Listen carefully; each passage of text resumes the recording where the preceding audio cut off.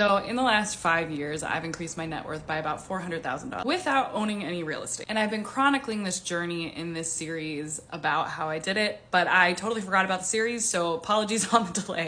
In the last video about how I did this in 5 years, we were talking about shifting from the debt mindset to the wealth mindset. And when I made that shift, the very first thing that I prioritized was beefing up my emergency fund. This happened in 2020, and I think we all kind of had a come to Jesus moment where we're like, wait, how secure is our job really? Because in the past, I would just be like, oh, I get paid so much that I don't really have to worry about if an emergency happens because my paycheck will cover it. That narrative shifted in 2020, where I think a lot of us realized that secure jobs weren't as secure as we thought. And then previously, I also would say like, oh, I could always just put something on my credit card and pay it off again because of my job. So I realized that was a really dangerous thing to be assuming that I would just always have a job. And so I started prioritizing getting a 3-month emergency fund, which eventually turned into a 6-month emergency fund. Now, if you're not sure how much to have in your emergency fund, generally the recommendation is if you're a 1-income household, you're going to want a 6-month emergency fund. And if you are a 2-income household, you're going to want a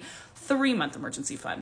Keep in mind, the emergency fund number is calculated based off of what expenses would you still have if you weren't bringing in any income. So it's not going to be the what you spend on a regular basis. So it's like, what would I live off of if I had no income? We probably wouldn't be spending as much on eating out or drinking or things like that. We wouldn't be going out and getting Starbucks because we're in emergency fund mode. You'll total that number up, you'll multiply it by 3 or 6, depending on what emergency fund goal you're going for. All right, again, sorry for the delay on this series. After talking about the emergency fund, first, let me know if you guys have any questions in the comments.